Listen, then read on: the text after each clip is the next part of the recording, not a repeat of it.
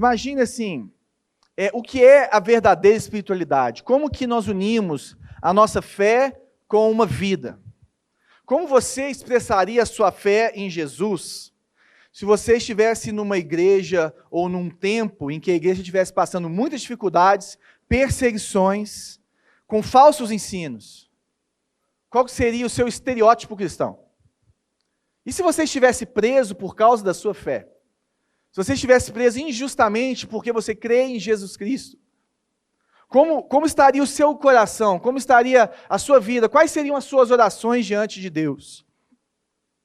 E é por isso que hoje nós estamos começando a falar um pouquinho da carta aos Filipenses. Nas próximas 7 semanas nós vamos passar por todos os 4 capítulos dessa carta maravilhosa. Nós demos o título para essa série de "Para mim, o morrer é Cristo", né? Ou "o viver é Cristo", aqui está escrito errado, que para mim o viver é Cristo. E a primeira coisa que nós vamos falar é esse comecinho da igreja de Paulo na igreja, da alegria de Paulo na igreja. A alegria de Paulo em relação a essa igreja. Mas que igreja é essa? Primeiro, para a gente pensar um pouquinho, se você abrir sua Bíblia isso não está aí nas anotações, mas em Atos 16, é quando Paulo vai a primeira vez a Filipos. Ele está na sua segunda viagem missionária. Ele circuncida Timóteo, né? Fala assim, nós vamos passar por uns bocados aí, meu filho. É melhor você ser circuncidado, para você ser bem-vindo por onde nós vamos passar, de alguma forma. E ele pega Silas e Timóteo e eles vão para essa viagem. E nessa viagem, ele está querendo ir para a Ásia, ele quer pregar o evangelho na Ásia.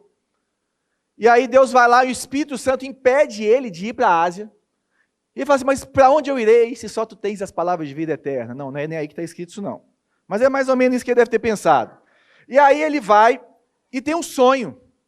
Tem um sonho com um homem macedônio, falando para ele ir para lá. E eles entendem, né? Eles oram e falam assim, não, esse sonho é de Deus, esse é revelação. Então vamos para lá e eles vão para Macedônia, que é a região de Filipos. Começa então a segunda viagem missionária de Paulo e ele está indo e ele começa a pisar na Europa pela primeira vez. E a primeira igreja plantada por Paulo na Europa é em Filipos. Só que esse começo ele não é tão glorioso assim. Se nós olharmos para esse texto aqui, quando Paulo e Silas eles estão passando por essa cidade, eles primeiro chegam lá e procuram um lugar para orar. E eles vão para a beira de um rio, onde tem umas mulheres, possivelmente judias, e que, como a população judia ali era muito pequena, eles não poderiam ter uma sinagoga ali, porque a sinagoga precisava de cerca, não sei quantos, mas acho que cerca de 10 homens de família para implantar uma sinagoga. Então aquelas mulheres se reuniam para orar, e uma dessas mulheres se chamava Lídia, vendedora de tecido. E essa mulher, ela se converte ao Senhor. Aqui no 16, verso 14, uma das que ouviam era uma mulher temente a Deus, chamada Lídia, vendedora de tecido de púrpura da cidade de Tiatira. O Senhor abriu seu coração para atender a mensagem de Paulo. Tendo sido batizada, bem como os de sua casa, ela nos convidou, dizendo, se os senhores me consideram uma crente no Senhor, venham ficar em minha casa, e nos convenceu. E ele fica na casa dela, e ali deve ter começado aquela igreja, na casa daquela mulher, e eles começam a caminhar, e tem aquele episódio daquela mulher adivinha, né, que começa a ficar atrás de Paulo, enchendo o saco dele, e falando, e você é filho de Deus Altíssimo, não sei o que, e fala assim, gente, cansou, a longanimidade acabou aqui, sai para lá demônio, expulsa o demônio da mulher, e aqueles caras perdem a grana que eles faziam com ela, e mandam prender Paulo e Silas. Esses caras são espancados, tiram as roupas deles, eles são arrastados em praça pública, tudo isso que tem na sua Bíblia. São arrastados, prende eles no tronco, coloca ele no cárcere para ser julgado. Não pergunta nem quem é. E aqueles caras começam a louvar a Deus na prisão, e o anjo vem e faz aquilo tudo, e quebra tudo, e todo mundo é libertado, todo mundo fica livre, e aí o carcereiro chega desesperado ali, fala assim, pronto, agora quem vai morrer sou eu. E eles falam, não, nós estamos aqui. E eles pregam para ele, aquele homem é salvo, eles vão na casa daquele homem. E Deus faz sabe, eles batizam aquele homem. E Deus começa essa história, E aí no outro dia as autoridades vêm querendo soltar eles falam assim, não, vocês não vão me soltar em secreto não, sabe por quê? Nós dois somos cidadão romano, se vocês fizerem sacanagem com a gente, vocês vão ver o que vai acontecer com vocês. Aí eles dão um jeito ali de expulsar os dois da cidade, porque eles viram que eles tinham feito sacanagem, tinham feito bobagem com dois cidadãos romanos, e Filipos era uma das principais capitais romanas naquela época. Ali uma base militar, ali uma base importante ali na Europa. Então Paulo tem essa história, isso tudo aqui acontece em 52 depois de Cristo, e ele volta ali mais 2 vezes, e depois ele é preso em Roma, naquela prisão domiciliar dele, lá em Atos, no capítulo 28, né? E ele, nessa prisão, que é uma prisão domiciliar, não é aquela última prisão em que ele é morto, no 64, isso aqui é de 60 a 62, ele fica 2 anos preso, e ali ele começa a escrever essas cartas que nós chamamos de cartas da prisão, e Filipenses é uma delas. E é uma carta, gente, é a carta mais pessoal e calorosa de Paulo. Imagina que você estivesse escrevendo para os seus chegados. Imagina que você estivesse escrevendo para aquelas pessoas que são assim, pessoas que você conhece pelo nome, sabe? Pessoas que você entende as coisas. É diferente de Romanos, por exemplo, que nunca tinha ido lá. Então ele faz um tratado teológico para aquele povo. É diferente de outras cartas que ele se apresenta como apóstolo, aqui ele se apresenta como servo de Deus.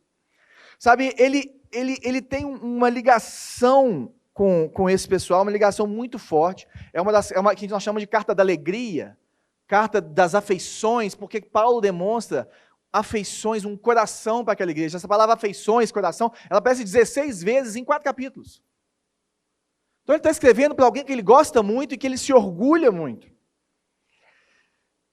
Outras epístolas que são epístolas da prisão, Colossenses, Efésios, Filemão, a maioria dessa igreja gentia. Nós vemos aí Lídia lá, e aquelas mulheres, ou seja, é uma igreja que tem um ministério forte feminino, é uma igreja em que as mulheres tinham voz, tinham um ministério, em que as mulheres podiam desempenhar os seus dons e os seus talentos, e isso é muito, muito bonito, muito interessante, até por a visão que alguns têm de igreja. É de uma igreja generosa. Por que ela era generosa? Nós vamos ver aqui ao longo do nosso estudo, mas essa igreja, ela contribui com o ministério de Paulo, desde o momento que ele vai lá, do primeiro dia que ele fala. 2 vezes eles mandam provisão para Tessalônica. Quando ele está em Corinto, porque a igreja de Corinto não entendia que eles deviam fazer o sustento de Paulo para que ele pudesse viver do evangelho, para que ele pudesse produzir mais para o evangelho, então ele fica ali em Corinto fazendo tendas, trabalhando e pregando à noite. Quem manda esse dinheiro para ele? A igreja de Filipos. Ah, que igreja rica? Não, é uma igreja sofredora e pobre. Mas eles entenderam o que era a verdadeira generosidade. Eles entenderam o que era contribuir com a obra do Senhor e com o ministério de Paulo.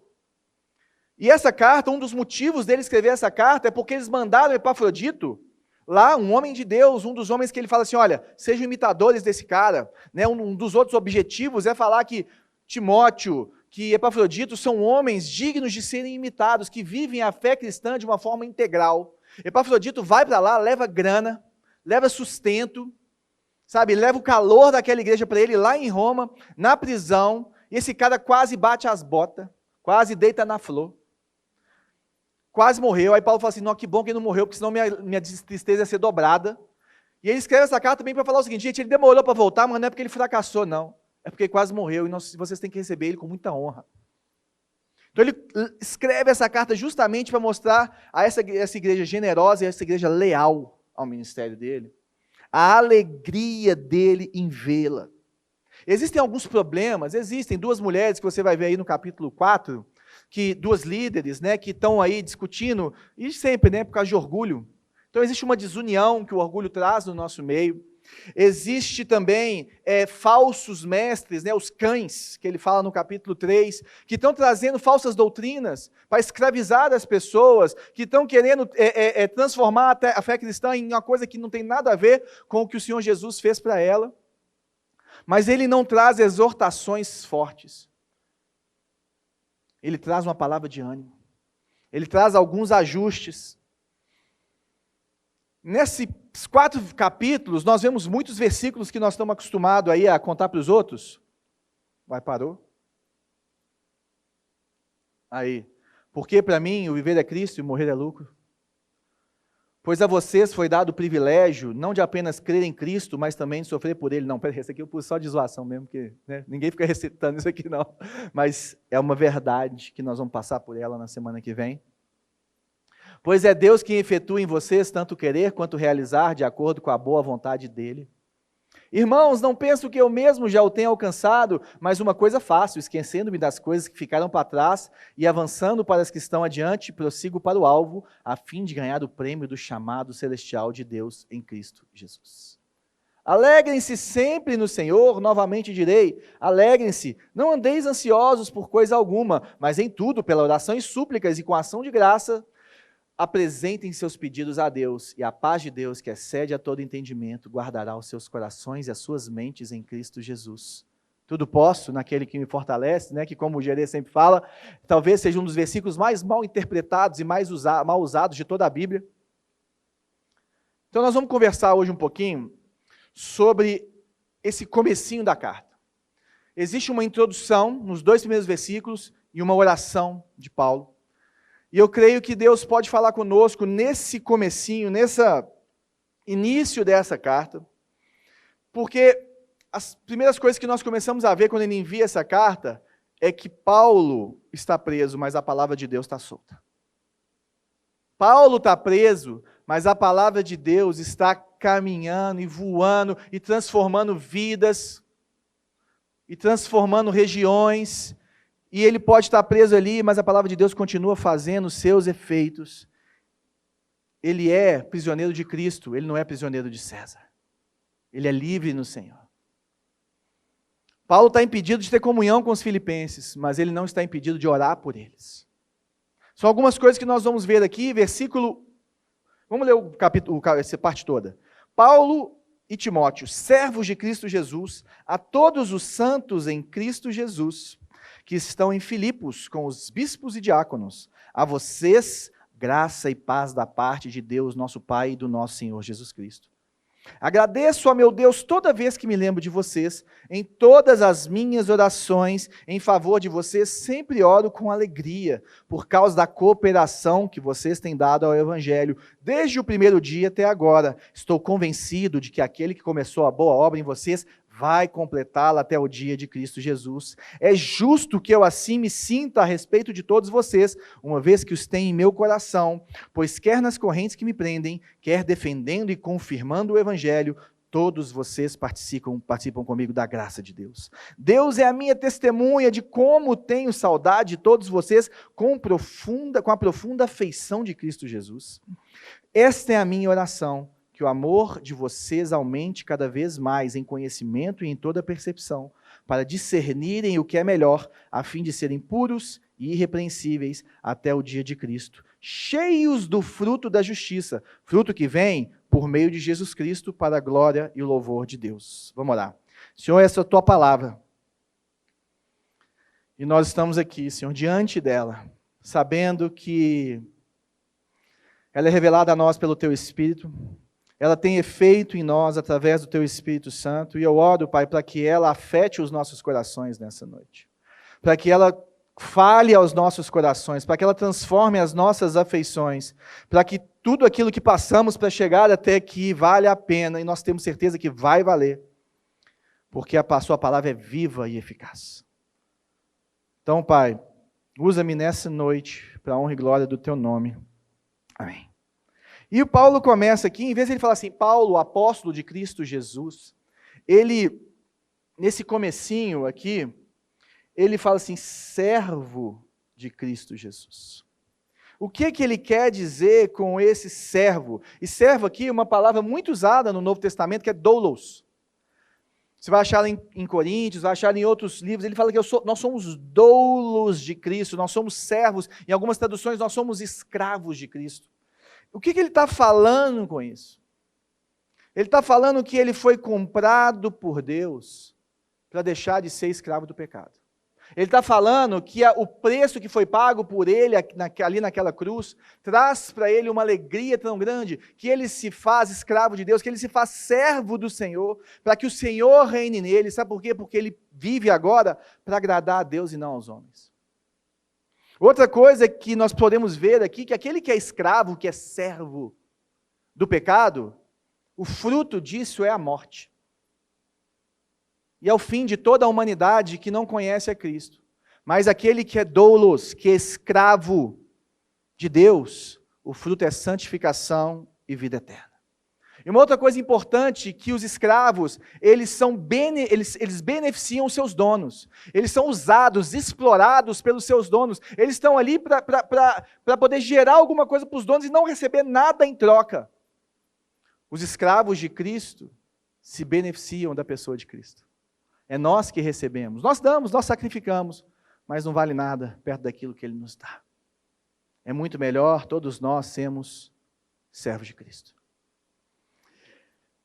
Nessa situação de servo, quando Paulo vai trabalhar a humildade cristã, e aqui essa carta também trata da pessoa de Cristo como poucas, no capítulo 2, que é um dos capítulos mais lindos para falar sobre o Cristo homem e o Cristo Deus, o Cristo 100% Deus, que se torna 100% homem e continua sendo 100% Deus, que abre mão da sua glória, ali no capítulo 2, quando ele fala que ele se tornou servo, que ele abriu mão da sua glória, a palavra ali é doulos. Ali ele está explicando isso aqui, falando assim, olha, assim como Jesus se fez servo na cruz, doulos, escravo, nós devemos ser como Ele. E a espiritualidade cristã precisa passar por isso. A verdadeira espiritualidade, a verdadeira resposta de um homem espiritual deve acontecer dessa forma. E para quem que é essa carta? Para todos os santos em Cristo Jesus. E é interessante que nós temos essa visão distorcida do que é ser santo, do que é santidade, porque nós temos dois tipos de santidade na Bíblia. Como assim? Nós temos uma hora que ele fala sobre desenvolver a sua santidade, que é se tornar parecido com Cristo. Isso você tem parte nisso, ele vai falar disso aqui para frente, mas não é isso que ele está falando aqui. Nós temos a segunda, que nós chamamos de santidade posicional ou justificação pela fé, que é quando você aceita Jesus, a obra de Cristo, ela te torna justa diante de Deus, e não importa o que você faça, o Senhor te vê como santo.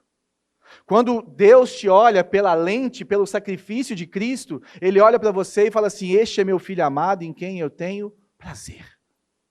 E Ele está falando que são todos os santos, porque todos os crentes em Jesus são santos.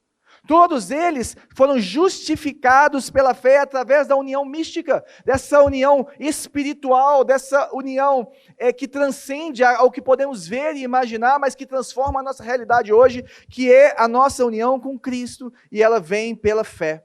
Tem um teólogo, Karl Barth, que ele explica isso aqui dessa seguinte forma: pessoas santas são pessoas não santas, que mesmo sendo não santas, foram separadas, reivindicadas, requisitadas por Deus para seu controle, para seu uso, para si mesmo, que é santo. É o já e ainda não do reino. O reino de Deus já veio, mas ele ainda não veio, porque ele não se concretizou aqui, mas quando perguntam para Jesus, cadê o reino? Ele falou, olha para o seu lado, meu filho, eis-me aqui. O reino de Deus já está aqui, nós somos agentes do reino, nós estamos mostrando isso tudo. Toda vez que Jesus curava as pessoas, no meu entendimento bíblico, o principal propósito disso era mostrar como vai ser o reino de Deus. E ali ele mostra esse já e ainda não, por quê? Porque esse corpo ainda continua corruptível. É impossível um cristão não pecar, mas nós não somos mais escravos do pecado.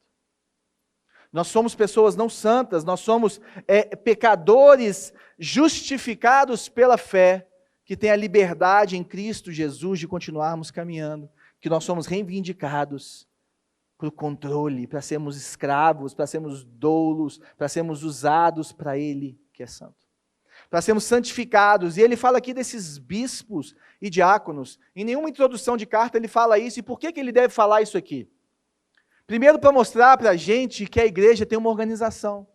Os bispos são os pastores que cuidam do pastoreio, que cuidam do direcionamento espiritual da congregação, e os diáconos são aqueles que servem a congregação, são aqueles que trabalham no sustento e na coleta e com as viúvas, trabalham para cuidar daquelas pessoas da comunidade, eles servem.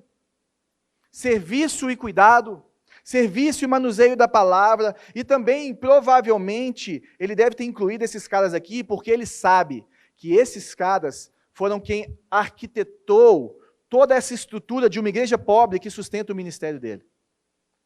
toda essa maravilha que nós vamos ver, de amor que ele tem por essa igreja, com certeza flui da vida desses caras que têm trazido uma teologia, um ensino de qualidade, uma vida de Deus de qualidade no meio daquele povo, daqueles diáconos que têm servido aquele povo com seus dons e com seus talentos, essa igreja viva, organizada, viva. Então esses diáconos, esses bispos, são essas pessoas que conseguem resolver e ajudar para que a igreja fique saudável. E qual que é o desejo inicial dele? Ele fala assim, a vocês, graça e paz da parte de Deus, nosso Pai, e do nosso Senhor Jesus Cristo. Graça e paz é uma saudação comum das cartas, mas graça e paz também, quando elas estão juntas, a graça que nos alcança através de Jesus Cristo, o favor de Deus, o Cristo encarnado, quando ela encontra com essa palavra que nós já falamos dela, que é eirene, que no grego, e que é shalom no hebraico, que simboliza muito mais do que um bem-estar espiritual. A shalom de Deus, ela é uma prosperidade, um bem-estar, um favor, uma plenitude de Deus em todas as áreas da sua vida. Então, quando a graça encontra com a paz, nós podemos ter o que nós chamamos de salvação para o homem inteiro. O evangelho todo para um homem todo. Tanto o corpo como a alma. E o desejo, gente, dos nossos corações tem que ser o desejo de Paulo. Paulo deseja que essa carta traga graça e paz para aquela igreja. Paulo deseja que aquelas palavras, que aquele afeto que ele está passando ali, traga graça e paz para aquela igreja. E toda vez que nós abrimos a boca, toda vez que nós usamos os nossos dons, os nossos talentos, todas as vezes que nós proclamamos o nome do nosso Deus, o desejo do nosso coração deve ser que a graça e a paz de Jesus Cristo venha habitar na vida daquela pessoa. Que essa integralidade, que essa shalom de Deus, que o favor de Jesus Cristo, que o verdadeiro evangelho venha contaminar ela de uma forma completa, inundar a vida dela, transformar a vida dela, levar a vida dela para outro patamar. E ele começa essa ação de graças por essa igreja. É interessante que muitas das cartas de Paulo são cartas de exortação. Fala assim, olha, vocês são muito bons nos dons espirituais, mas vocês são carnais. Igreja de Corinto. Vocês ficam se embebedando na hora da reunião ágape. Vocês, os ricos, comem e os pobres passam fome. Que igreja é essa, Corinto? Ó, insensatos Gálatas, vocês estão deixando os ensinos judaizantes entrarem no meio de vocês. Mas quando Paulo escreve a igreja de Filipos, ele começa com uma ação de graças e ele vai tecer isso falando o coração dele em relação a essa igreja. O verso 3. Agradeço a meu Deus toda vez que me lembro de vocês. Em todas as minhas orações em favor de vocês, sempre oro com alegria. É interessante que a passagem dele não foi tão boa assim. Ele sofreu, ele foi açoitado, ele foi expulso daquela cidade. Mas quando ele se lembra daquela cidade, ele dá graças a Deus. Ele dá graças a Deus e fala assim, Deus, o Senhor fez, eu agradeço ao meu Deus quando me lembro de você. O Senhor fez algo maravilhoso no meio desse povo. O Senhor transformou alguma coisa. Tudo que eu derramei, o meu sangue que eu gastei para poder plantar essa igreja, tem valor. E eu não me lembro dos meus sofrimentos, eu não tenho peso e dor porque eu fiquei preso, porque eu fui açoitado, porque eu sofri. Mas essa igreja é a minha coroa. A igreja de Filipos, essas pessoas que se reúnem ali, são a minha coroa. Não sei se você já teve o privilégio de discipular alguém e essa pessoa crescer no Senhor Jesus. Essa pessoa é como uma coroa para a gente. É aquilo que você apresenta, o pastor Zezinho chama isso de ovelha de exposição. Aquelas ovelhas que não dão trabalho, você fica só fazendo chapinha na lã. Né? A igreja de Filipos é uma igreja de exposição, é uma igreja de fazer chapinha na lã, é uma igreja que você fala e fala assim, você conhece aquele meu obreiro ali? Nossa, olha aquilo, olha a situação da família dele, mas olha como é que ele está firme. Que homem. Olha aquela mulher. Que mulher!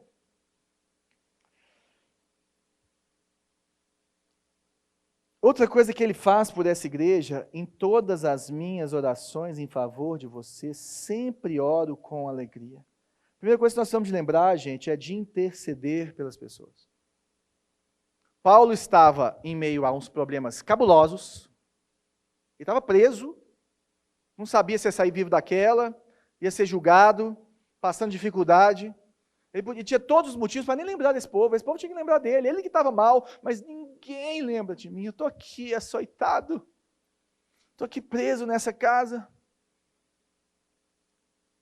E além de ter todos os problemas de pessoal que procurava ele, porque ele podia receber visita nessa prisão e não na segunda, que eles traziam das outras igrejas. Em meio a problema dos outros e problema dele, ele sempre ora com alegria e sempre intercede por essa igreja. Sempre lembra deles. Ele tem uma vida de oração, e uma vida de oração focada no outro, de expressão de amor, de desejo que Deus transforme, que Deus faça algo na vida daquelas pessoas. Eu não sei como está a sua vida, eu não sei quais problemas você está passando, como está a sua rotina, se você tem 3 filhos em casa. Na pandemia, sem escola, né, amor? Glória! Mas eu sei que ele intercede constantemente por essa igreja. E essa súplica por todos, ela mostra essa intimidade relacional que ele tem com eles. Ela mostra que ele conhece essa igreja, conhece as entranhas, ele tem um amor por cada um, ele conhece aquelas pessoas pelo nome. No verso 5, por causa da cooperação, por que ele fala assim, olha, sempre oro com alegria. Por quê? Por causa da cooperação que vocês têm dado ao Evangelho desde o primeiro dia até agora. O que ele quer dizer com cooperação? Que palavra é essa, cooperação? E essa palavra é koinonia. A palavra que nós traduzimos para comunhão. Só que a comunhão cristã, muitas vezes nós achamos que é sentarmos em fileiras e levantarmos as nossas mãos e ouvirmos uma boa pregação e contribuirmos com uma parte, com 10% do nosso salário e tivemos comunhão naquele domingo com as pessoas. Mas a comunhão cristã, ela é muito mais profunda do que isso. Ela é muito mais sacrificial do que isso, ela é muito mais relacional do que isso. A comunhão, ele fala assim, olha, por causa da comunhão que vocês têm dado ao Evangelho, ele pode estar falando de 4 coisas aqui, que eu creio que são bênção para a nossa vida. E se a nossa igreja for assim, nós vamos romper, nós vamos crescer, nós vamos cuidar. O primeiro deles, eles creem no Evangelho. Eles são santos, eles são justificados, eles são transformados pelo Senhor. Eles cooperam financeiramente com o ministério de Paulo desde o primeiro dia, nós falamos disso. Mas é interessante porque a maioria dos estudiosos dessa passagem entendem que o principal sentido dessa cooperação no Evangelho é o dinheiro que eles mandam para Paulo em várias situações. Como assim dinheiro tem a ver com comunhão? Tem, filho. Tudo que você tem que ser distribuído e colocado no corpo, tudo que Deus te deu, inclusive seu dinheiro. Em prol dos irmãos. Semana passada nós falamos de Neemias. Neemias colocava as famílias na frente da sua casa. Neemias falava o seguinte, olha, nós vamos colocar uma trombeta aqui, gente. Se o negócio pegar para o lado de alguém, nós tocamos uma trombeta, todo mundo corre lá. Nós vamos acudir esse povo. Então a comunhão cristã, ela precisa de passar por isso, por cooperarmos, por nos sacrificarmos. Eles têm vivido de forma pura e irrepreensível, eles têm vivido uma vida de santificação. Eles têm buscado o Senhor e eles proclamam o Evangelho e compartilham a fé. Será que essa é uma igreja saudável? É interessante que quando eles vivem de forma pura e irrepreensível, o que Jesus falou a respeito desse amor de uns para os outros? Falou que conheceriam, o mundo nos conheceria pela forma que nós amamos uns aos outros. Pela forma como nós os relacionamos internamente no nosso meio. Ou seja, o que é essa igreja? Essa igreja é um agente de proclamação do Evangelho e eles cooperam financeiramente com o ministério de Paulo, com orações, com amor e com serviço. E Paulo fica assim, maravilhado com eles e ele traz essa declaração, que ele fala assim, estou convencido de que aquele que começou a boa obra em vocês vai completá-la até o dia de Cristo Jesus.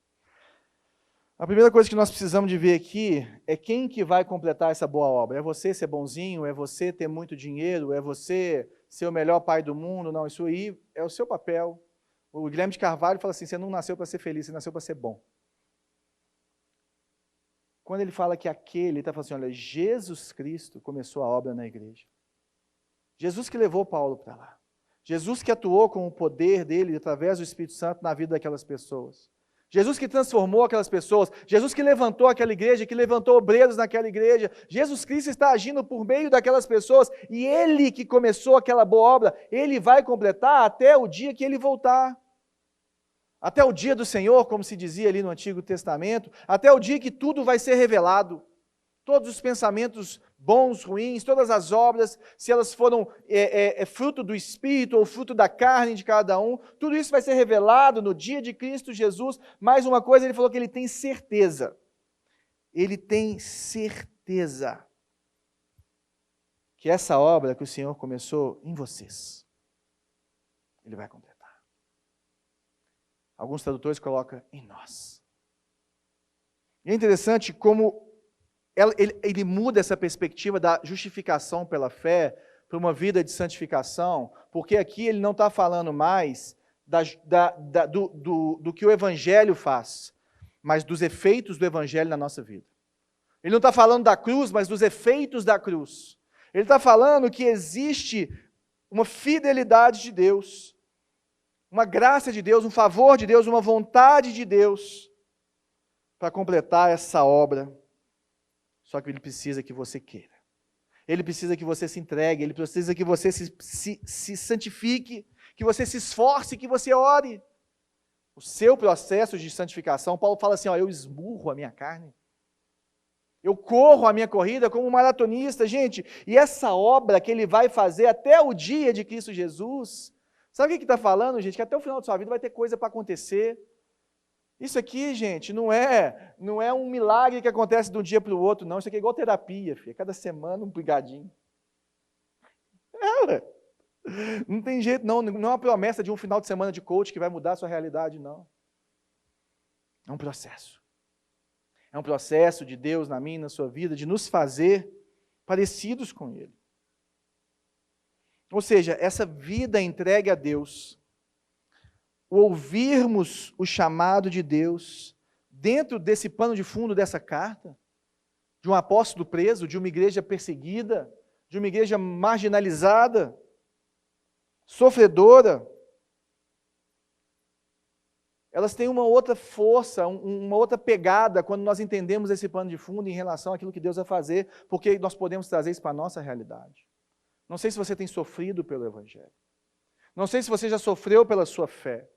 Não sei como está a sua vida agora. Talvez você fale assim, onde está Deus? Onde está Deus? Mas se nós olharmos para a realidade dessa igreja, nós podemos lembrar do nosso coração disso.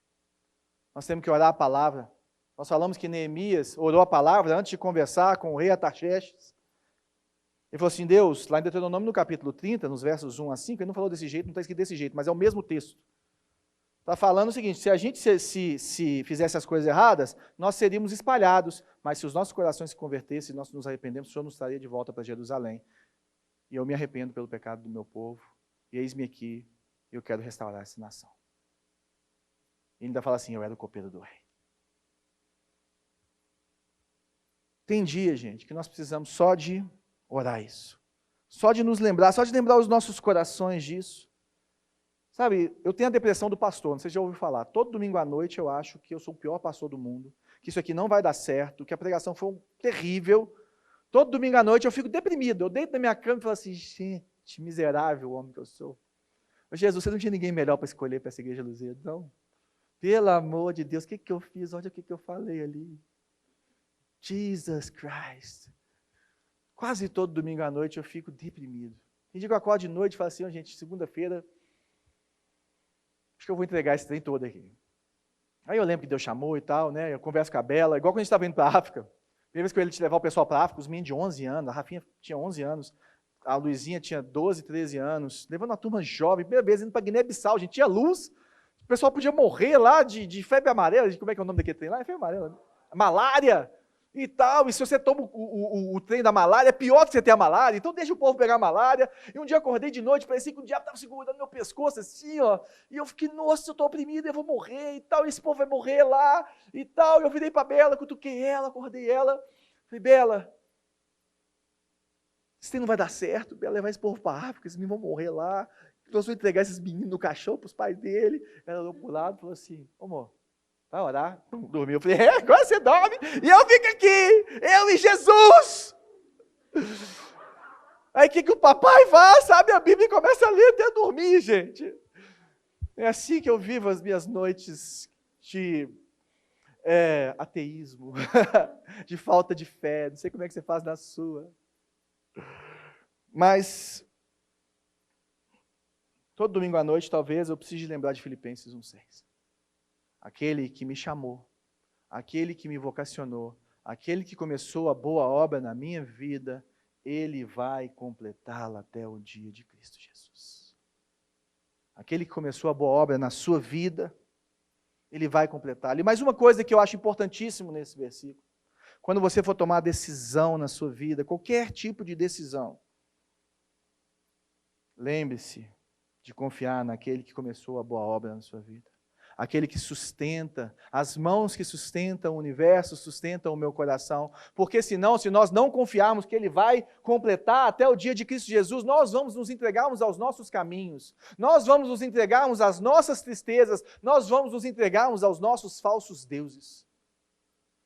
Então, meu querido, caminhar com Jesus é pela fé. Caminhar com Jesus é ter certeza de que aquele que chamou vai completar a obra que Ele está fazendo na nossa vida. É justo que eu assim me sinta a respeito de todos vocês, uma vez que os tenho em meu coração, pois quer nas correntes que me prendem, quer defendendo e confirmando o Evangelho, todos vocês participam comigo da graça de Deus. A primeira coisa que eu queria chamar a atenção para a gente é essa palavra aqui, ó, sinta. Quando ele fala que é justo que ele se sinta, essa palavra é proteu no grego, ela é muito mais do que assim, não, me senti tão bem por você hoje, Renatinho. Amanhã eu posso não sentir tão bem, né?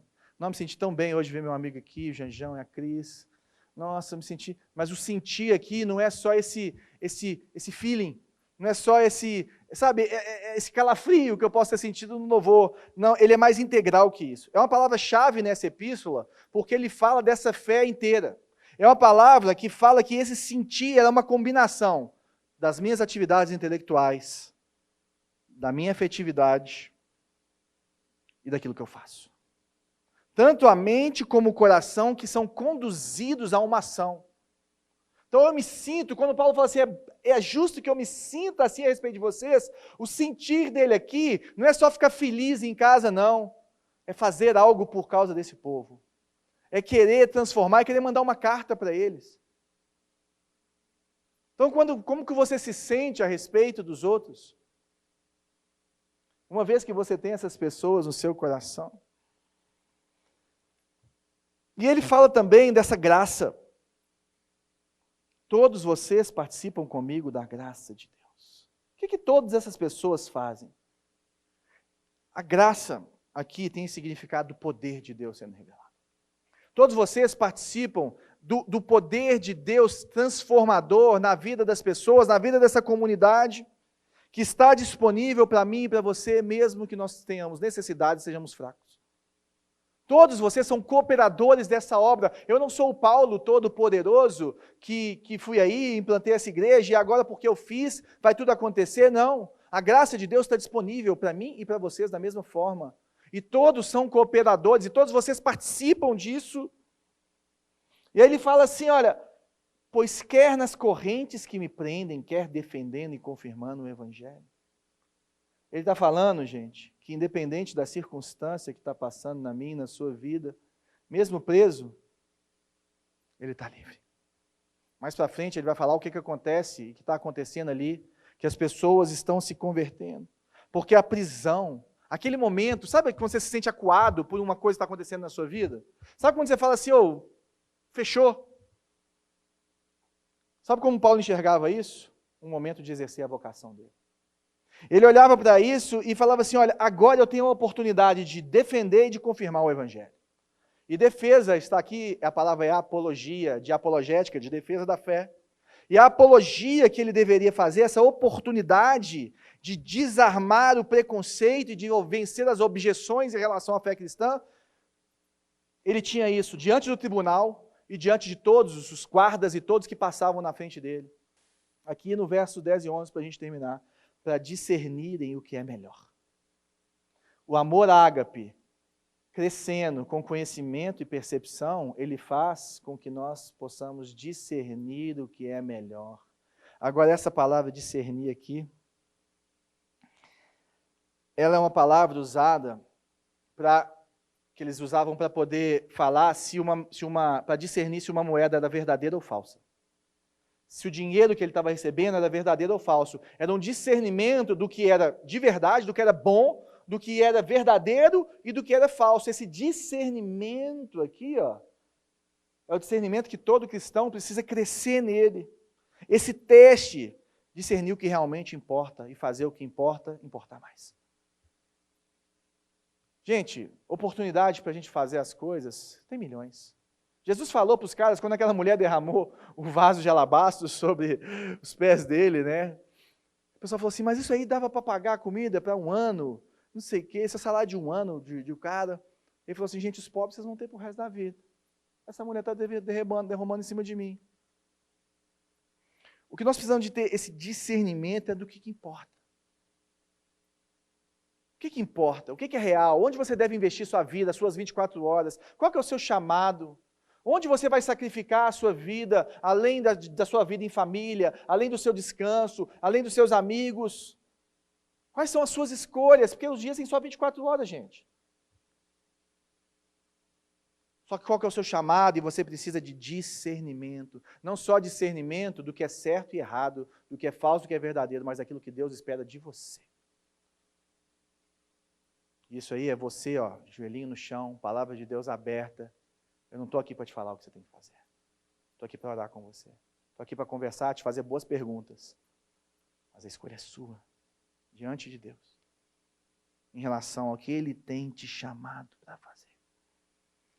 Porque quando nós agimos com discernimento do que é melhor, quando nós sabemos o que não é certo, quando nós sabemos o que não edifica, quando nós sabemos os caminhos maus e aquilo que nós não devemos pôr a mão, e os caminhos que não são para a gente também, a fim de serem puros e irrepreensíveis. Aqui está o processo de santificação, aqui está o seu sacrifício, o meu sacrifício, aqui está a minha vida, não tem nada a ver com justificação, puros ou sinceros. E aqui é aquela palavra sincera, né, que de vez em quando a gente conta essa história, mas se você não conhece, os vendedores de vasos caros, vasos de barro, vasos de várias formas, às vezes esses vasos trincavam. E um vaso trincado tem menos valor que um vaso inteiro. O que esse pessoal fazia? Passava cera. E arrumava ele bonitinho e vendia ele como se ele fosse de verdade. Quem é assim? Um bando de religioso. Um monte de gente que tem cara de bonitinho, que prega bem, tem cara de santo, que, como diz o pastor Ney, se esconde atrás de uma Bíblia, se esconde atrás de um violão. Por isso que ele falava com a gente, vai para casa, vai ter comunhão nas casas, porque lá não tem como você esconder atrás de Bíblia, não. Lá não tem como você esconder atrás de violão, não. Lá você tem que viver sua vida, as pessoas vão ver quem você é dentro da sua casa. Tem gente que tem pavor disso. Prefere ser o super crente escondido lá atrás. E esses vasos, eles escreviam embaixo assim, para discernir, sincera, sincera. E a única forma de saber se ele tinha cera ou não, sabe qual que era? Colocar na luz. É igual o pessoal que mexe com carro, né? E venda de carro. E aí vem que você vai comprar carro usado. Gente, eu sou péssimo para comprar carro usado. Porque eu não sei olhar nem se o carro está amassado. Imagina se foi arrumado. Aí eu tenho que chamar um amigo meu para falar assim, esse trem aqui, vamos pôr esse carro no... Aí o cara fica virando o carro, né? E põe o carro para cá, e põe o carro no sol, e põe não sei o quê, tá vendo aqui, ó? Fez um martelinho de ouro ali, está vendo? Estou vendo, não. Mas aqueles que têm o discernimento, aqueles que treinam o seu olho, eles vêm. Sabe o que Paulo está falando aqui, ó? Que nossa fé tem que ser pura, ou seja, você tem que ser você diante de Deus. E esse mesmo você que é você diante de Deus, é o mesmo você que é você na empresa, no trabalho, na escola, na sua família, na igreja. A gente não tem roupa de ir para a igreja e roupa de ir para a festa, não? Falei. Tem roupa mais bonita que você guarda. Eu guardo minhas calças jeans também para dar um rolê. Mas, vocês sabem o que eu estou falando. Puros e irrepreensíveis. Existe uma pureza que é uma integridade da sua fé. O puro, ele não é misturado. Mas existe uma irrepreensibilidade que é você expressar isso nos seus relacionamentos. E as pessoas que são irrepreensíveis são essas pessoas que não apresentam falta de caráter, que não apresentam ofensa pelos outros, e nós estamos cheios de crente que só quer saber de ofender os outros, que só quer saber de acusar os outros, e falar assim, seu mundano, seu ímpio. Puros, irrepreensíveis. Até o dia de Cristo.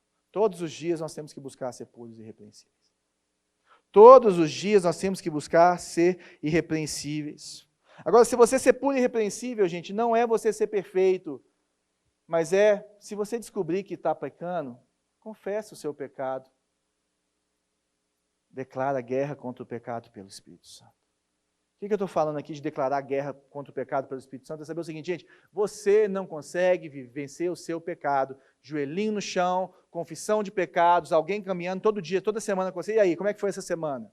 Presta contas para alguém, Paulo fala, Tiago, confessar seus pecados uns aos outros para que sejam curados.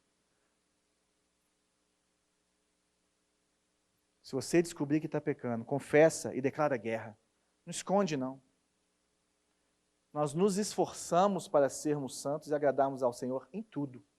Se esforce.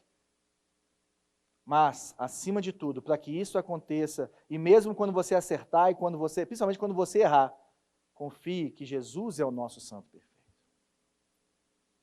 Confie e olhe para a Bíblia, gente. Na Bíblia, o único perfeito é Jesus, a única família perfeita não tem. Né? Até José e Maria esqueceram Jesus no templo, eles iam ser presos. Hoje uma mãe esqueceu um menino aqui. Ela tem tanto filho que chegou e falou assim, 1, 2, 3, está faltando um. Largou o menino aqui, mas voltou para buscar, tá, gente? Nós não guardamos ele na gaveta ali, não. Mas confia que Jesus é o santo perfeito. Confia na obra dele, confia que você é justificado pela fé. Se você começar a medir a sua salvação e o amor de Deus pelas suas obras, você está perdido. Não é isso. Mas é porque você ama Ele, você quer ser igual a Ele, você declara guerra ao pecado, você confessa o seu pecado. E ele fala do fruto de justiça. Cheios do fruto de justiça. Gente, a única forma disso tudo acontecer, o amor crescer, conhecimento e percepção, você ser puro e irrepreensível é se você estiver cheio do fruto de justiça. Gálatas 5:22, fruto do Espírito. E é interessante que ele fala aqui o que Paulo fala lá. O fruto vem por meio de Jesus Cristo. Você nunca, pelas suas propriedades naturais, você vai ter o fruto do Espírito. Nunca. E Paulo só conseguia se alegrar naquela igreja, só conseguia cantar louvores enquanto estava preso. Ele só conseguia trazer essas cartas e mostrar essa alegria em meio àquelas correntes que o prendiam, porque ele estava cheio do fruto da justiça, que vem por meio de Jesus Cristo.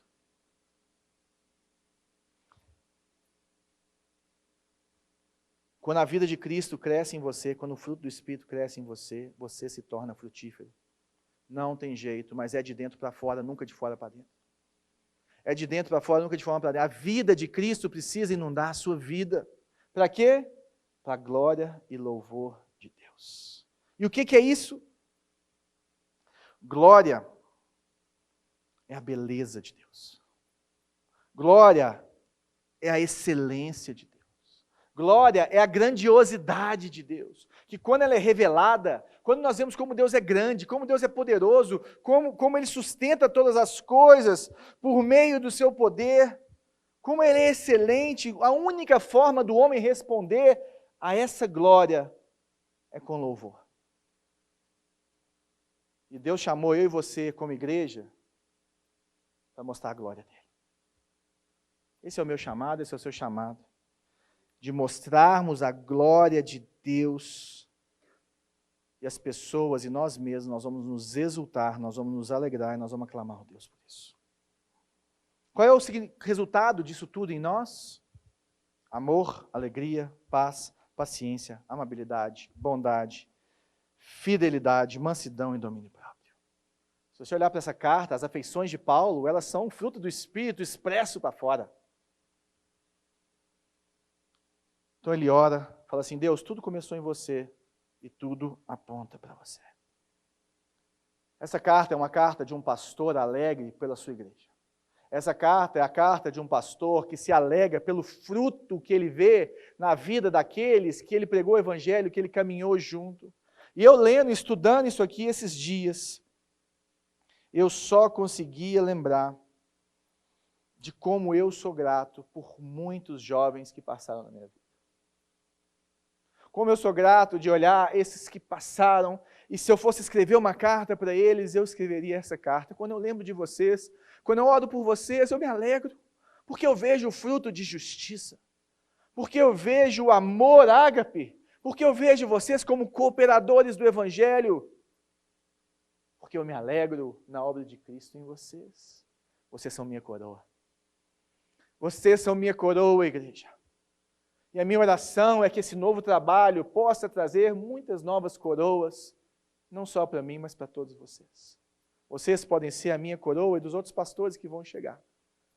Mas a minha oração é que vocês tenham as suas coroas, que vocês olhem para aqueles que vocês discipularam, para aqueles que vocês tocaram, para aqueles que as suas mãos abraçaram e não as minhas, que as suas mãos foram impostas e não as minhas, para que as suas orações chegaram e não as minhas, para que as suas palavras, os seus dons, você olhe para elas e fale assim, eu me alegro pela sua vida. E a nossa reflexão dessa noite é, se Paulo fosse seu pastor, o que ele escreveria para você nessa noite? Se aquela pessoa que mais investiu na sua vida espiritual soubesse como está a sua vida hoje, que mais plantou na sua vida, qual seria a carta que ela escreveria para você? Vamos orar. Senhor, muito obrigado, Senhor. Muito obrigado por essa noite. Muito obrigado, Senhor, porque o Senhor fala conosco através da Tua palavra, porque o Senhor é maravilhoso, Deus. E eu quero orar pela vida dos meus irmãos e irmãs, desses queridos que estão aqui, essa oração de Paulo, que o amor de vocês aumente cada vez mais em conhecimento e em toda percepção, para discernirem o que é melhor, a fim de serem puros e irrepreensíveis até o dia de Cristo, cheios do fruto de justiça, fruto que vem por meio de Jesus Cristo, para a glória e o louvor de Deus. Seja exaltado no meio da sua igreja, que a igreja que Paulo tinha, a alegria que Paulo tinha naquela igreja, seja a alegria que nós temos na nossa igreja, Deus. Em nome de Jesus, transforma as nossas vidas e que possamos viver essa vida integral com o Senhor, não pelas circunstâncias, mas pelo fruto do Espírito em nós e pela sua obra redentora naquela cruz que nos justifica pela fé em nome de Jesus.